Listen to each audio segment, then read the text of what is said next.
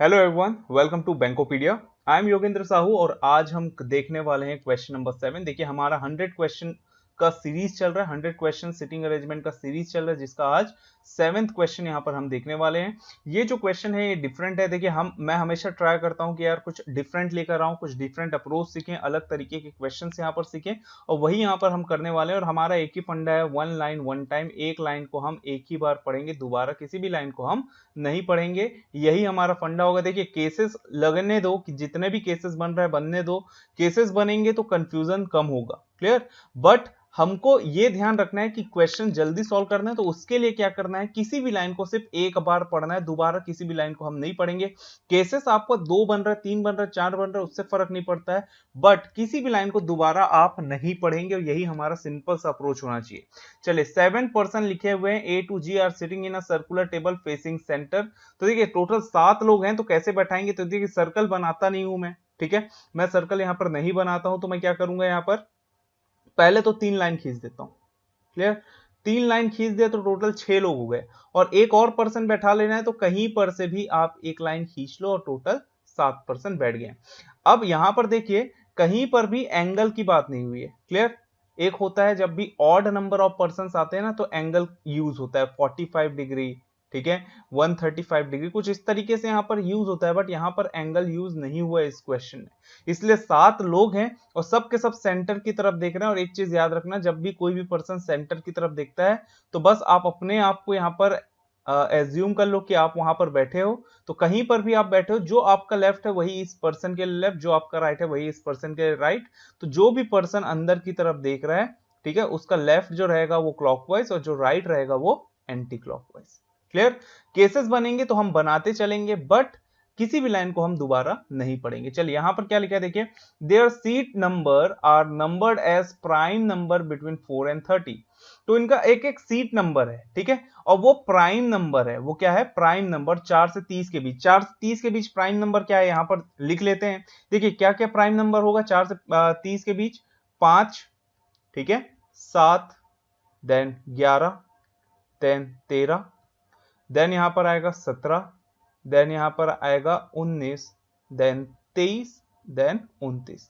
तो इनके बीच में टोटल कितने प्राइम नंबर हैं, 8 प्राइम नंबर है। टोटल कितने प्राइम नंबर, 8। पर्संस कितने हैं, 7, ठीक है।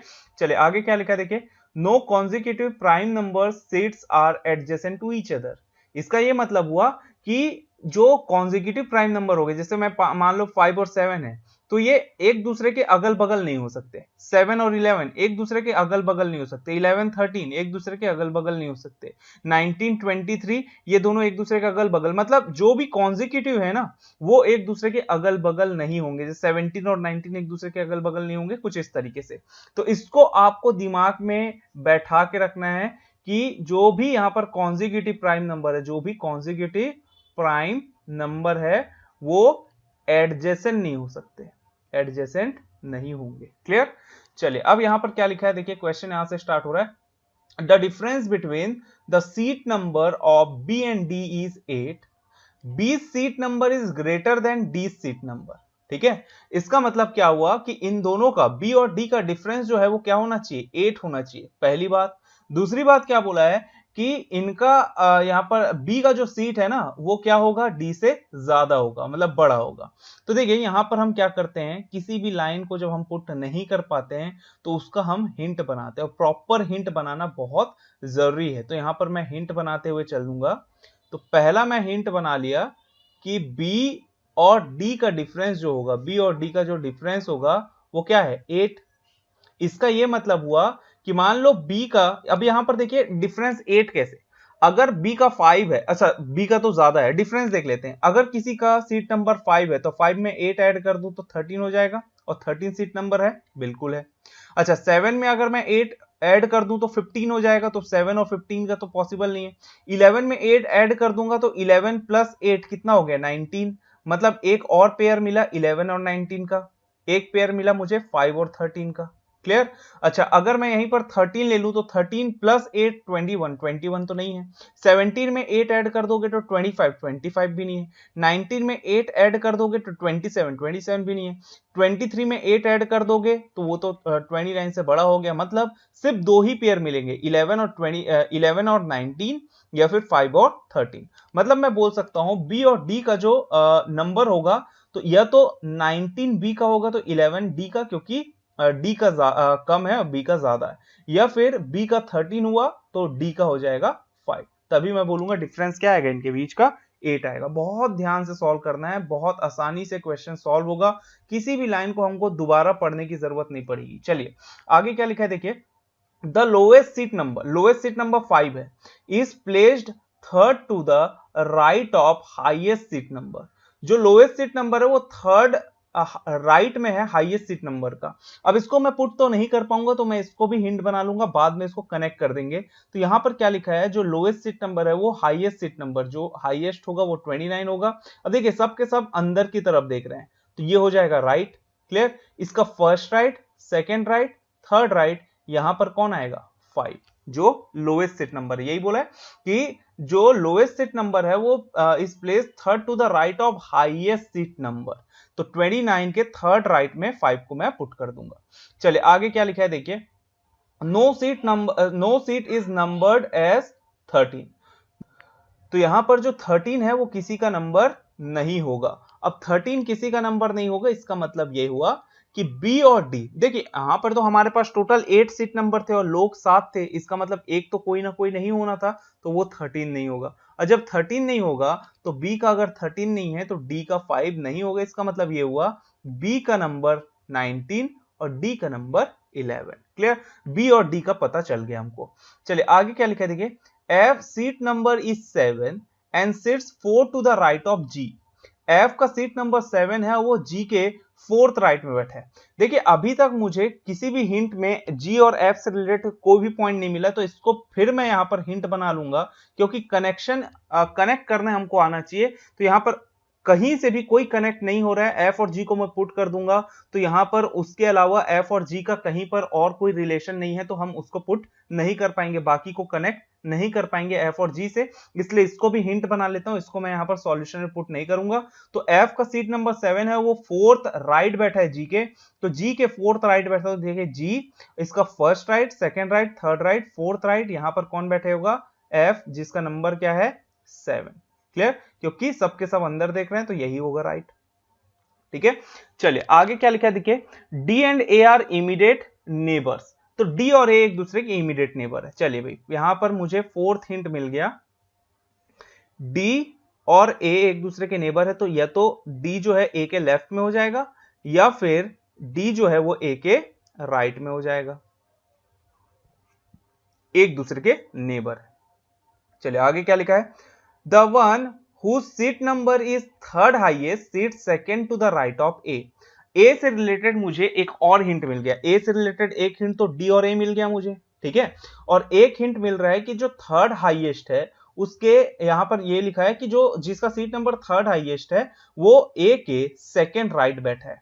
A के सेकेंड राइट थर्ड हाईएस्ट कौन होगा, देखिए फर्स्ट हाईएस्ट 29 होगा, सेकेंड हाईएस्ट 23 होगा और थर्ड हाईएस्ट 19 होगा। 19 जो नंबर है वो बी का है। इसका ये मतलब हुआ कि ए के सेकेंड राइट में बी बैठा होगा, ए के second right, first right second right, यहां पर बी बैठा होगा जिसका नंबर कितना है 19। अब देखिए अगर आप ध्यान से देखें तो ए से रिलेटेड यहां पर मुझे एक और हिंट मिल गया है। ठीक है।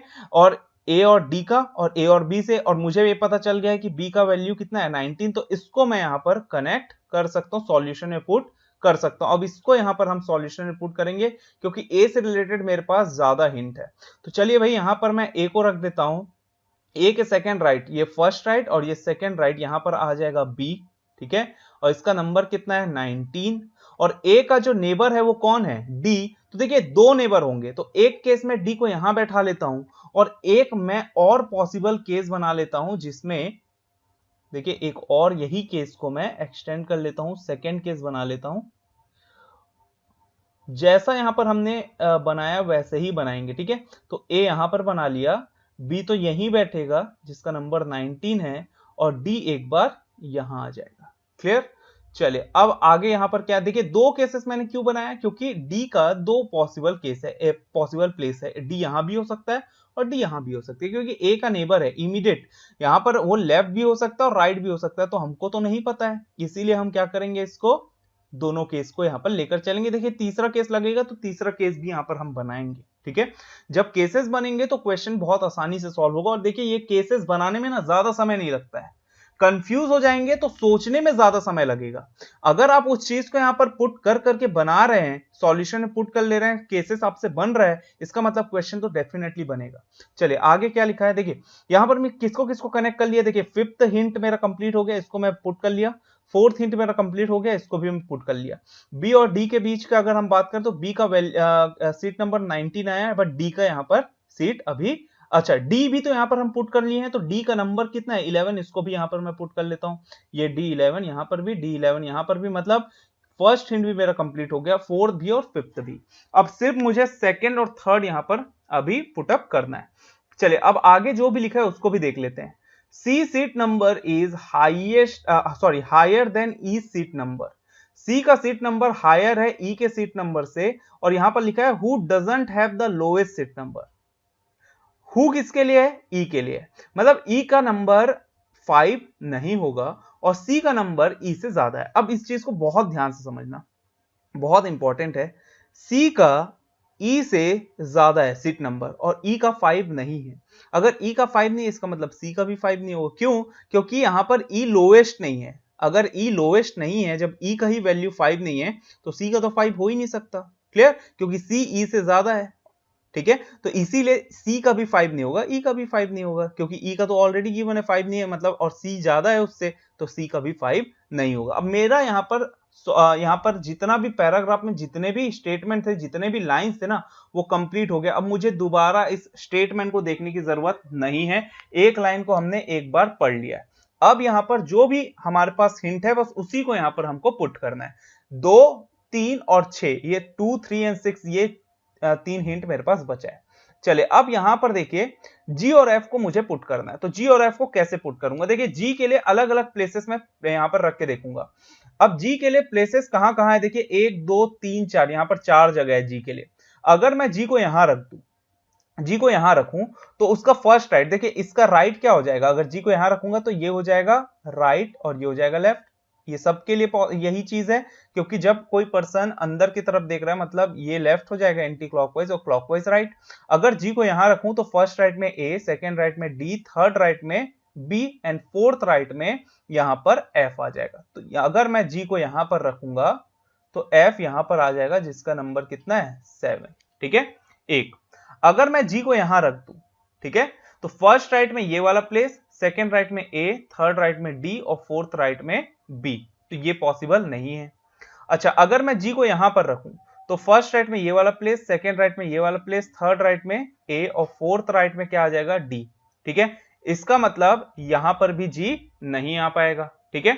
अच्छा जहां पर एफ था, अगर मैं जी को वहां रख दूं तो फर्स्ट राइट ये हो जाएगा, सेकेंड राइट ये हो जाएगा, थर्ड राइट ये हो जाएगा और फोर्थ राइट में कौन आ जाएगा ए। इसका यही मतलब हुआ कि ये जो मेरा फर्स्ट केस था ना, इसमें जी के लिए सिर्फ एक ही प्लेस है वो ये, और कहीं पर भी आप जी को रख दो आप एफ को नहीं पुट कर पाओगे। देखिए यहां पर भी रख के देखिए, अगर जी यहां पर रहेगा तो एफ जो है वो बी के जगह रखना पड़ता, अगर यहां पर मैं जी को रख दूं तो एफ को मुझे डी के जगह रखना पड़ता, और अगर जहां पर अभी एफ है वहां पर जी रख दूंगा तो ये जो ए है वहां पर क्या आ जाएगा एफ। इसीलिए यहां पर सिर्फ एक ही कंडीशन है जी के लिए, और कहीं पर जी नहीं बैठेगा। सेकेंड केस की बात करें, देखिए अगर मैं जी को यहां रख दूं, अगर मैं जी को ए और बी के बीच में रख दूं तो फर्स्ट राइट में बी, सेकेंड राइट में ये पर्सन, थर्ड राइट यहां पर और फोर्थ राइट यहां पर, तो अगर जी को मैं यहां पर रख दूंगा तो एफ यहां पर आ सकता है, ठीक है, एफ यहां पर आ सकता है। अगर मैं जी को यहां रख दूं तो first right, second right, third right में डी, फोर्थ राइट में ए, मतलब जी यहां पर नहीं आएगा।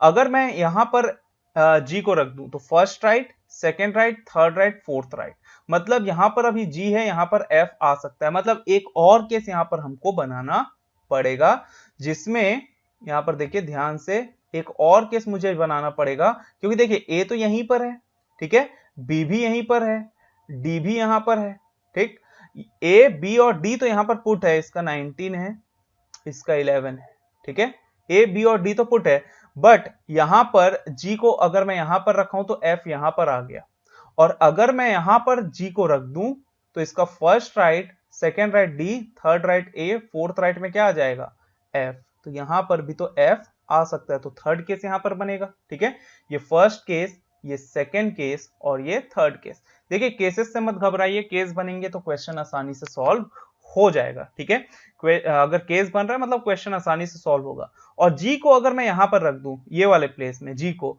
तो फर्स्ट राइट में डी, सेकेंड राइट में ए, थर्ड राइट में एफ, फोर्थ राइट में बी, मतलब इस केस में सेकेंड केस में जी के लिए सिर्फ दो जगह था, एक ए और बी के बीच में और एक यहां पर। क्लियर, चलिए तो ये हमारा कंप्लीट हो गया। अब आगे देखते हैं आगे क्या लिखा है, देखिए तो ये थर्ड केस भी मेरा कंप्लीट हो गया, थर्ड हिंट भी मेरा कंप्लीट हो गया, ठीक है। अब 29 और 5 को मुझे यहां पर पुट करना है, 29 और 5 को पुट करना है। अब ध्यान से इस चीज को समझिए, अगर आप यहां पर ध्यान से देखें तो ई जो 5 जो है वो नंबर किसका किसका हो सकता है। देखिए 5 की अगर मैं बात करूं, 5 किसका नहीं हो सकता, सी का नहीं है और ई का नहीं है, 5 जो है वो सी और ई का नहीं है, ठीक है। बी का भी नहीं हो सकता क्योंकि बी का 19 है।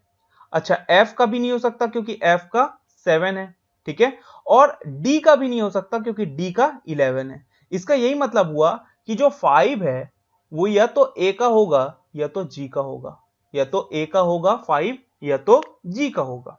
ये चीज क्लियर हुआ होगा, बहुत इंपॉर्टेंट है, ऐसे सारी चीजें आपको कनेक्ट करने आनी चाहिए, ये सारी चीजें समझ में आनी चाहिए। 5 जो है वो सी, ई, बी, एफ और डी का नहीं हो सकता, सिर्फ ए और जी का हो सकता है 5। अब यहां पर देखिए, जहां पर ए है वहां पर मैं 5 रख के चेक करता हूं। अगर मैं फर्स्ट केस की बात करूं, यहां पर ए की जगह अगर मैं 5 रख दूं तो उसके थर्ड लेफ्ट में, अब देखिए यहां पर ध्यान दीजिए, 29 जो है वो 5 के थर्ड लेफ्ट में है, सॉरी 29 जो है वो 5 के थर्ड लेफ्ट में है, और हमको बोला था कि 5 जो है वो 29 के थर्ड राइट में होना चाहिए। तो बात एक ही है, 5 के थर्ड लेफ्ट में 29 या फिर 5 जो है वो 29 के थर्ड राइट में, बात एक ही है। अब देखिए 5 को मैं अगर पुट करूंगा तो उसके थर्ड लेफ्ट में 29 आना चाहिए। अगर मैं 5 को यहां रख दूं ए के जगह, तो ये फर्स्ट लेफ्ट, ये सेकेंड लेफ्ट और ये थर्ड लेफ्ट, तो ए अगर मैं 5 रख दूं, ए का वैल्यू मैं ए का सीट नंबर 5 ले लूं, तो first right, second right, third right, यहां पर क्या आ जाएगा 29, ठीक है। बट अगर मैं जी के जगह 5 रख दूं तो देखिए फर्स्ट लेफ्ट, सेकेंड लेफ्ट और थर्ड लेफ्ट में कौन है एफ, इसीलिए ए जो है उसी का नंबर क्या हो सकता है 5, क्योंकि जी का अगर मैं 5 रख दूंगा तो उसके थर्ड लेफ्ट में एफ है जिसका नंबर कितना है 7, ठीक। सेकेंड केस में भी ए में ही 5 आएगा, क्योंकि ए के जगह 5 रखूंगा तो first left, second left, third left, यहां पर आ जाएगा नंबर 29, क्लियर। और अगर मैं यहां पर जी के जगह 5 रखूं तो first left, second left, third left में कौन है एफ, इस केस में भी जी के थर्ड लेफ्ट में एफ है, ठीक है, तो यहां पर जी का वैल्यू 5 नहीं हो सकता। और थर्ड, चलिए अगर मैं थर्ड केस की बात करूं तो देखिए, अगर मैं ए के जगह 5 रख दूं, ए के जगह अगर मैं 5 रख दूं तो फर्स्ट लेफ्ट में डी, सेकेंड लेफ्ट ये और थर्ड लेफ्ट में जी हो गया, तो जी का वैल्यू 29 हो सकता है, ठीक है। बट अगर मैं जी के जगह 5 रख दूं तो फर्स्ट लेफ्ट ये हो जाएगा, सेकेंड लेफ्ट में बी आ गया और थर्ड लेफ्ट में एफ आ गया, तो तीनों ही केस में जी के थर्ड लेफ्ट में एफ था, तो यहां पर जी के थर्ड लेफ्ट में 29 नहीं आ सकता था, क्योंकि एफ का वैल्यू कितना है 7, क्लियर, सॉरी एफ का सीट नंबर कितना है 7, तो यहां पर ए जो है उसी का यहां पर सीट नंबर 5 हो सकता है, जी का सीट नंबर 5 नहीं है, ठीक है। चलिए अब आगे देखते हैं। अब यहां पर ध्यान से देखिए हमारे पास सीट नंबर कौन कौन सा बचा है, अगर आप ध्यान से देखेंगे सारे ही केस में, तो 29 आ चुका है, 7 आ चुका है, 19 आ चुका है, 11 आ चुका है, ठीक है, और 5 आ चुका है, तो सिर्फ दो सीट नंबर बचे हैं, कौन कौन सा 17 और 23, यही दो सीट नंबर यहां पर बचे हुए हैं तीनों ही केस में, 17 और 23। अगर यहां पर मैं फर्स्ट केस की बात करूं, 17 और 23 को कहां रख सकता हूं, तो फर्स्ट केस की अगर बात करूं तो देखिए ध्यान से, 17 और 23 यही दो जगह है जहां पर आ सकता है, एक जी और जी के इमीडिएट लेफ्ट में, एक जी में आ सकता है और उसके इमीडिएट लेफ्ट में। 17 और 23 यही दो जगह आ सकता है, बट 23 यहां नहीं हो सकता, क्योंकि 29 जो है ना 23 जो है ना वो 29 का कॉन्जिक्यूटिव प्राइम नंबर है। क्लियर? 23 के जस्ट बाद 29 आता है, तो ये दोनों साथ में तो होंगे नहीं, तो 29 के यहां पर बगल में 23 होगा नहीं, तो क्या आएगा 17, तो यहां पर 17 आएगा और g का वैल्यू 23 हो जाएगा। क्लियर? ये फर्स्ट केस था। सेकेंड केस की बात करूं, यहां पर ध्यान से देखिए, सेकेंड केस में यहां पर है 29, यहां पर 29 है। 17 और 23 के लिए अगर जगह देखें तो ये जगह है 17 और 23 के लिए, और एक ये जगह है 17 और 23 के लिए। ठीक है, यही दो जगह है जहां 17 और 23 आ सकता है। अगर यहां पर देखें तो b का नंबर कितना है 19, और b का कॉन्जिक्यूटिव प्राइम नंबर क्या है 17 और 23, तो 19 का कॉन्जिक्यूटिव प्राइम नंबर 17 और 23 है, और 19 के अगल बगल 17 23 आ ही नहीं सकता, तो ये केस यहां पर हमारा क्या हो गया कैंसल आउट। तो सेकंड केस मेरा क्या हो गया कैंसल आउट, तो ये केस जो है वो कैंसल आउट हो गया, क्योंकि 17 और 23 के लिए यही दो जगह बचा है, एक ये और एक ये। तो 17 23 19 के एडजेसेंट नहीं हो सकता, उसके अगल बगल नहीं हो सकता, और यहां पर यही जगह बचा है, तो ये केस हमारे लिए कैंसल आउट हो गया। और अगर मैं थर्ड केस की बात करूं तो 17 23 के लिए देखेंगे तो यही दो जगह है, यहां पर 17 आएगा तो यहां पर 23, और यहां पर 23 आएगा तो यहां पर 17, और कोई प्लेस नहीं बचा है। और यहां पर है 29 के बगल में 23 हो ही नहीं सकता, 23 या तो यहां बैठेगा या तो यहां बैठेगा, और दोनों ही जी के या 29 के एडजेसेंट है, तो मतलब ये केस भी मेरा क्या हो जाएगा कैंसल आउट। तो ये केस भी कैंसल आउट हो गया, सेकंड भी कैंसल आउट हो गया, तो बचा कौन सा केस सिर्फ और सिर्फ फर्स्ट केस। तो फर्स्ट केस मेरा सही हो जाएगा। और देखिए लास्ट में मुझे बैठाना था सब सी और ई को, और मुझे 6th हिंट में पता है कि सी का सीट नंबर ई के नंबर से ज्यादा है, तो सी जो है वो क्या हो जाएगा, तो देखिए दो ही बचा है मेरे पास, एक 29 और एक 17। ठीक है, और मुझे पता है सी का यहाँ पर सीट नंबर बड़ा है, तो सी जो है उसका 29 हो जाएगा और ई का हो जाएगा 17। तो ये हो गया मेरा सॉल्यूशन तैयार। अब देखिए इस क्वेश्चन को हमने अलग अलग पॉसिबल केसेस लेके बनाया, तो कितना आसानी से हमारे लिए सॉल्व हो गया ऐसे क्वेश्चन। अगर आप यहाँ पर केसेस नहीं लेंगे तो बहुत ज्यादा कंफ्यूजन क्रिएट हो जाएगा। और एक चीज यहाँ पर एक्सप्लेनेशन में टाइम लगता है, सॉल्व करने अगर बैठोगे तो टाइम नहीं लगेगा। ठीक है, जब यहाँ पर आप ऐसे क्वेश्चंस काफी प्रैक्टिस कर लोगे और एग्जाम में ऐसे क्वेश्चंस जाके आप सॉल्व करोगे तो ज्यादा समय नहीं लगेगा। आपको हिंट बनाना आना चाहिए, क्लियर, और दूसरा हिंट को कनेक्ट करना अच्छे से आना चाहिए, और तीसरा आप केसेस बनाइए। और हमारा एक फंडा है जिसको हम हमेशा फॉलो करेंगे, वो है 1 लाइन 1 टाइम।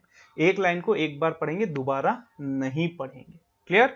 चलिए अब इससे रिलेटेड हम 5 क्वेश्चंस होंगे जिसके आंसर्स दे देते हैं। पहला क्वेश्चन है what is the seat number of G. G का सीट नंबर क्या है? जी का सीट नंबर 23 है, मुझे दिख रहा है। ऑप्शन क्या आ जाएगा यहाँ पर बी। सेकेंड है what is the position of D with respect to G. D का पोजीशन जी के रिस्पेक्ट में, ये है जी और ये है डी, तो डी का पोजीशन जी के रिस्पेक्ट में, तो ये फर्स्ट राइट हो जाएगा ए और सेकेंड राइट में आ जाएगा डी। तो यहां पर मेरा आंसर क्या आएगा सेकेंड टू द राइट, मतलब बी ऑप्शन। नेक्स्ट है what is the difference between seat number B and A. B और ए का सीट नंबर यहां पर हमको डिफरेंस बताना है, तो ए का सीट नंबर है 5 और बी का सीट नंबर है 19। 19 और 5 का डिफरेंस कितना होता है 14, तो ऑप्शन जाएगा ए। नेक्स्ट है which of the following pair odd one out of rest, मतलब ऑड वन आउट, तो हमको ऑड वन आउट मतलब इसमें से पेयर ऐसा कौन सा है जो अलग है बाकी पेयर से, तो 4 सेम होंगे और एक डिफरेंट। ए जी की बात करें तो देखिए ए और जी की अगर मैं बात करूं तो देखो ए और जी जो है एक दूसरे के नेबर है। ठीक है, अगर यहीं पर ई और सी की बात करूं तो ई और सी भी एक दूसरे के नेबर है, यहां पर देखिए ई और सी भी एक दूसरे के नेबर है। अगर एफ और बी की बात करूं, चलिए एफ और बी की अगर मैं बात करूं तो ये एफ और बी भी एक दूसरे के नेबर दिख रहे हैं मुझे। ठीक है, चलिए नेक्स्ट यहां पर अगर हम देखें डी और ई, तो डी और ई की अगर मैं बात करूं तो डी और ई एक दूसरे के नेबर नहीं, एक दूसरे के ऑपोजिट बैठे, मतलब यही मेरा आंसर हो जाएगा, तो ऑप्शन जाएगा यहां पर डी। ठीक है, डी और ई यहां पर एडजेसेंट नहीं है, ये अलग है बाकियों से। नेक्स्ट है who sits third to the right of G G के थर्ड राइट में हमको बताना है।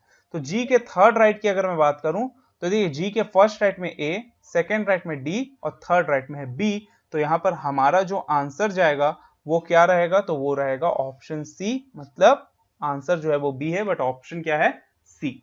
तो इसी तरीके के क्वेश्चंस आपको यहां पर तैयारी करना है। क्लियर? जब भी यहां पर आप क्वेश्चन सॉल्व कर रहे हो, सिटिंग अरेंजमेंट के क्वेश्चंस, आप अगर बेसिक क्वेश्चंस आपने बना लिया है तो इसी तरीके के क्वेश्चंस अब आप प्रैक्टिस कीजिए। ठीक है, तो चलिए मिलते हैं नेक्स्ट वीडियो में। नेक्स्ट वीडियो में यहां पर फिर से हम कुछ different type of question solve करेंगे। तो मिलते हैं नेक्स्ट वीडियो में। Thanks for watching.